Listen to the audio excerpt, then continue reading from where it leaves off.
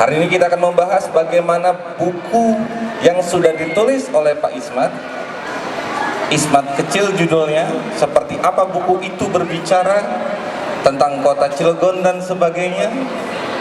Dan saya dalam hal ini hanya mengantarkan kepada teman-teman untuk mendengarkan para pembicara kita membicarakan tentang kota Cilegon. Mengapa bukan saya yang harus berbicara soal itu? Pertama, saya editornya, tidak etis sudahlah editor membicarakan bukunya. Kedua, karena saya masih terlalu muda untuk berbicara kota Cilegon pada tahun 1970 dan 1980, belum lahir saya ya. Jadi referensi empirisnya, referensi pengalamannya belum cukup memadai untuk berbicara tentang kota Cilegon pada tahun 1970 dan 1980. Tapi adik-adik yang di sini jangan khawatir, tahun kapan itu? Tahun kakek nenek saya itu, gitu ya. Tidak usah khawatir, kita dengarkan bagaimana petualangan Ismat Kecil. Karena ini bicara tentang Ismat Kecil berarti berbicara tentang anak kecil. Cuma beda tahun saja. Adik-adik menjadi anak-anak di tahun berapa sekarang? 2023. Pak Haji Ismet juga sama pernah menjadi anak-anak, tapi puluhan tahun yang lalu. Nah, kita akan membicarakan bagaimana anak kecil di puluhan tahun yang lalu. Siapa yang akan membicarakannya? Mari kita sambut akademisi yang juga sekaligus adalah kakak dari Pak Haji Ismet. Dipersilakan kepada Dr. Anjas Haji Dedi Mulyadi MSI untuk tampil di panggung. Beri tepuk tangan. Dipersilakan. Pak Haji boleh di sini. Silakan. Baik, karena sudah ada dua. Jadi ini kakak pertama. Pak Haji itu kakak pertama, Pak Haji Ismet itu anak kedua, ada satu si bungsu laki-laki. Jadi ada 3 anak laki-laki. Dan ini sudah hadir anak pertama dan anak kedua. Sebetulnya jika anak pertama ini membaca buku yang ditulis oleh anak kedua, sudah hafal di luar kepala karena ngalamin bersama-sama. Nanti kita kulik apa yang dilihat oleh kakak pertama ini tentang apa yang ditulis oleh adiknya. Kurang lengkap sepertinya kalau hanya satu orang, apalagi keluarga ya. Kalau keluarga kan ikatan emosionalnya sangat tinggi, sementara untuk bicara buku butuh objektivitas juga. Kita panggilkan seseorang yang sedang getol-getolnya bicara tentang geger Cilegon biasanya ini. Dan getol-getolnya juga bikin konten. Siapa dia? Kita beri tepuk tangan yang meriah kepada Kang Bambang Irawan. Dipersilakan Kang Bambang. Ini silakan. Boleh di kursi hijau atau kursi merah, tinggal pilih. Boleh. Boleh sana aja nggak apa-apa deh. Ya oke. Biar kita nggak terlalu jauh. Nah, ini dia adik-adik, ibu bapak, teman-teman, orang-orang yang akan bicara tentang kota Cilegon di tahun berapa? Di tahun 2003. Sekarang bicaranya di tahun 2003. Tapi yang dibicarakan adalah anak kecil di tahun 1970.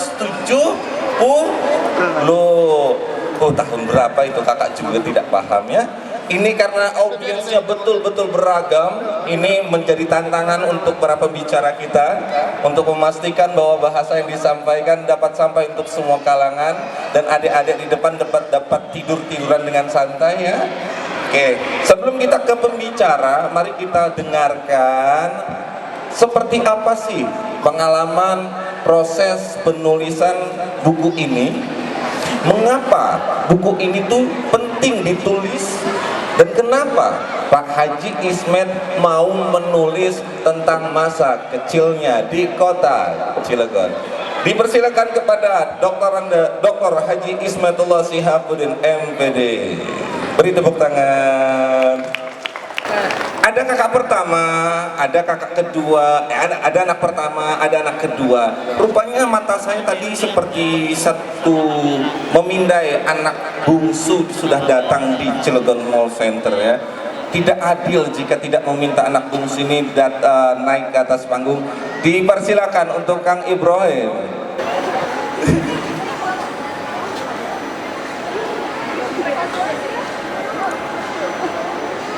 Silakan. Karena sudah hadir semua di sini, kita minta Pak Haji Ismet untuk menceritakan bagaimana proses penulisannya. Pak Haji sekarang usianya memang sudah lebih dari 50 tahun. Tapi yang akan diceritakan adalah ketika beliau masih usia 7 sampai 10 tahunan ya. Pak Haji dipersilakan. Bismillahirrahmanirrahim. Assalamualaikum warahmatullahi wabarakatuh. Yang saya hormati Pak Rois, kakak saya Dedi Mulyadi, adik saya Muhammad Ibrahim Haji, serta budayawan Pak Bambang Irawan, serta para hadirin panitia atau pengunjung Mall CCM yang juga yang saya hormati. Yang saya cintai hari ini kebetulan datang, yaitu ibu saya. Itu silakan berdiri. Ini saksi hidup ya. Alhamdulillah kata dan apa yang kita lakukan di buku ini sebetulnya merupakan refleksi saja ketika Cilegon sudah hadir dengan berbagai kemewahan pada hari ini. Kita setback ke belakang bahwa saya ceritakan kemarin saya sempat memeriksa fakta-fakta. Di antaranya yang pertama, di tahun 90 pohon asem Cilegon Anyar itu ada 60. Kemarin saya hitung tinggal 24 Rois.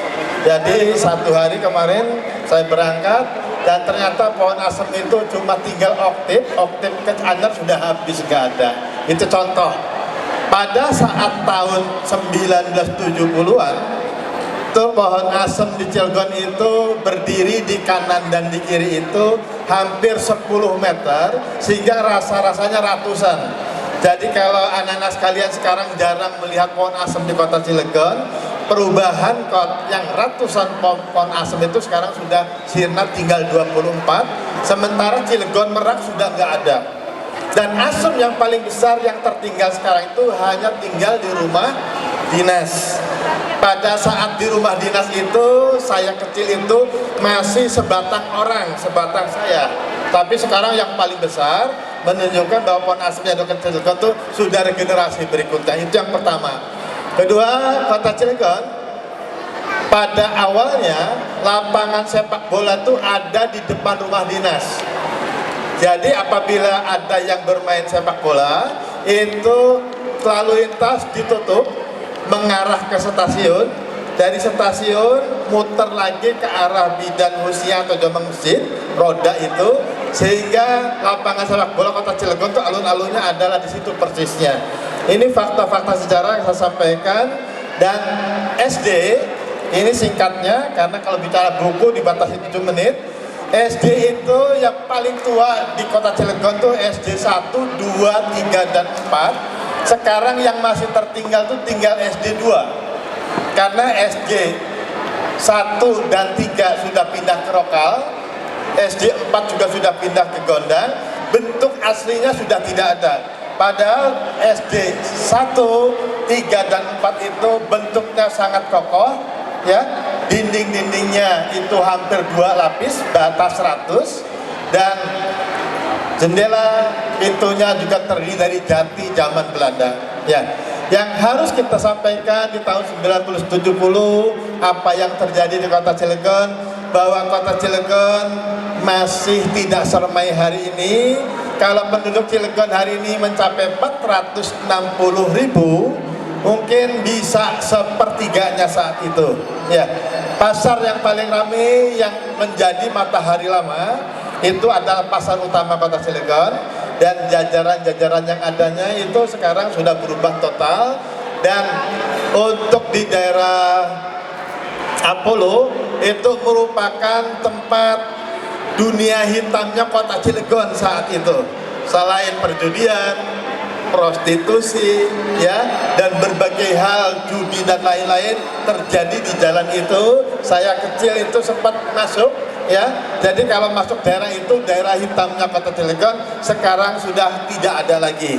Jadi itu salah satu contoh bahwa kota Cilegon dulu sangat ramai luar biasa. Dan alun-alun itu apabila musim duren, musim rambutan, jadi dagangan yang sifatnya ngamprah begitu, ya, kaki lima, sehingga ramenya di malam hari.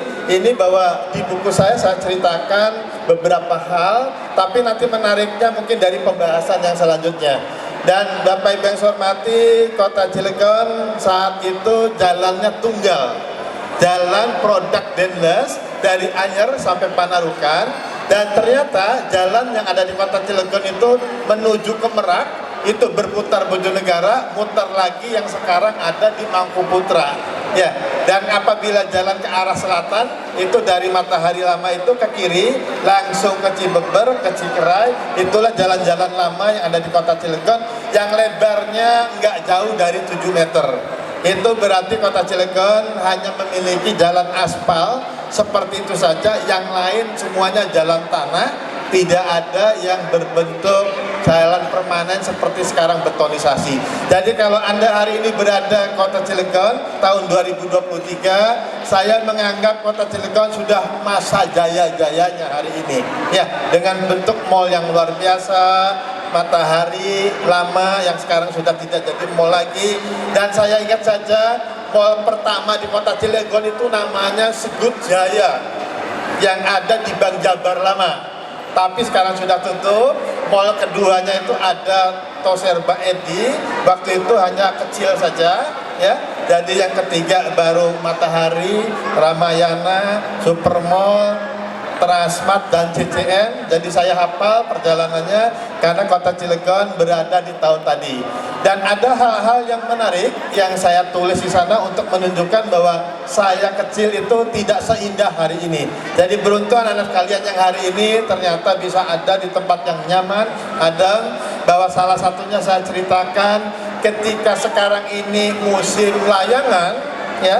Kalau saya saat itu bukan orang yang ngadu layangan, Pak Bambang, tapi orang yang menunggu layangan itu kapan putusnya, sehingga saya kejar, ya, sehingga salah satunya menjadi indah saja. Bukan rasanya tidak kebeli layangan, tapi ngejar layangan itu punya apa namanya, sebuah keahlian yang luar biasa. Karena saya memandang layangan itu apabila panjang benang yang putusnya, saya tahu gaya layangan putusnya. Apabila pendek, saya tahu gaya layangan putusnya, seperti apa terbangnya. Maka meraih layangan ketika jatuh itu saya menggunakan gaya masing-masing, dan keahlian itu cukup membuat eksis, sehingga kalau saya ngejar layangan tidak seperti orang lain, saya melihat situasi. Artinya penuh strategi, penuh teknik, tidak perlu lagi menggunakan satang dan lain-lain saat itu, tetapi cara terbang, cara turunnya itu yang saya pelajari, sehingga termasuk saya sukses ngejar layangan lah kira-kira, ya. Dan pohon asam kemarin saya lihat di Masjid Agung itu dulu ada 2 pohon asam yang tinggi luar biasa. Disitulah tanpa sepengetahuan kakak saya, ibu saya, dan adik saya orang yang termasuk tukang ngambil asam, tapi di dahan yang paling kecil.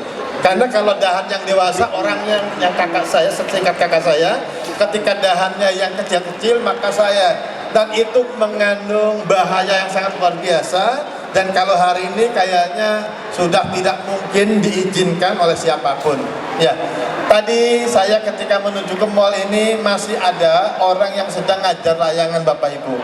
Tetapi ada seorang ibu yang ternyata merampas layangannya berikut benangnya, dikarenakan ngajar layangan itu memang matanya bisa lamur. Kalau memandang ke atas, ngelihat ke bawah sudah buram tuh.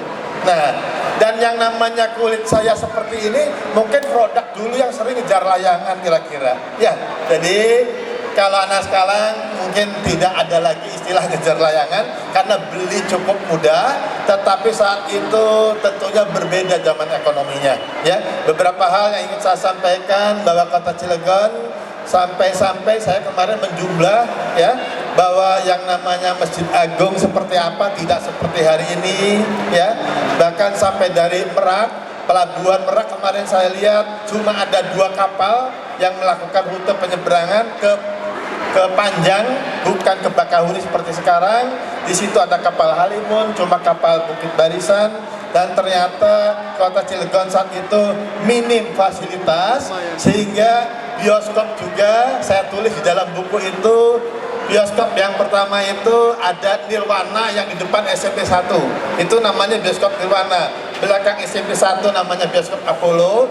Kalau yang di Merak yang punya Pak Wali Kota, bapaknya itu namanya bioskop Merdeka. Ya, ada juga bioskop yang ada di KS, di Pustikan itu ya. Ada juga yang di Anyer. Nah, kalau bioskop yang sekarang itu ada Kalyana Mita sudah tutup ya. Ada bioskop terakhir sekarang ada di Ramayana dengan di Transmart. Nah, artinya dari seluruh perjalanan itu saya tahu, dan saya termasuk orang yang nonton bioskopnya nggak pakai karcis. Pakai apa, Bapak Ibu dan sekalian? Saya ngumpulkan apa namanya, bekas rokok kan? Ya, rokok apa tuh? Bungkus rokok jarum ya, yang saya pungut dari tempat-tempat sampah. Kalau 10 dapat 1 karcis. Nah, jadi kalau saya pulang sekolah itu saya tidak langsung ke rumah, ke pasar dulu Pak Bambang, mengambil bekas-bekas rokok tadi. Nah, ketika dapat 10 langsung ngincik ke bioskop Apollo, karena itu bisa ditukar 1 karcis. Dan uniknya saya tidak pernah puas dengan 10 lembar. Jadi saya bisa ngambil 100 ya, kadang 50, jadi jualan tiket ujung-ujungnya untuk teman-teman yang lain. Nah, hasilnya itu bisa untuk minum di dalam, untuk beli makanan, dan perjalanan itu nggak mungkin Anda rasakan hari ini karena bioskop saat itu masuknya tidak cuma pakai uang tapi pakai sponsor, tapi sponsornya juga kadang-kadang supaya mereka pada menikmati hasil sponsornya. Itu beberapa hal yang mungkin saya sampaikan. Yang sedih-sedih mungkin tidak akan saya sampaikan kakak saya kali ya, karena nggak mungkin saya menyampaikan hal itu, tetapi perjalanan buku yang saya buat ini untuk menjadi contoh bahwa saya sedang memberikan dokumentasi secara tertulis, dan bila nanti Anda menginginkan buku itu, baca halaman pertama pasti pengen tahu halaman berikutnya ya, karena saya pun ketika membaca apa yang saya tulis kadang-kadang itu tidak bisa direview kembali, tetapi di kesimpulan saya baca bahwa nggak mungkin bercerita Cilegon seutuhnya, mungkin ada penulis-penulis lain atau bisa juga akan menulis hal-hal sisi yang lain, karena buku sifatnya sementara, terbatas, yang pada akhirnya hanya memberikan ciri, memberikan sinyal bahwa menulis itu merupakan sesuatu yang harus kita miliki untuk menjadi lebih baik lagi.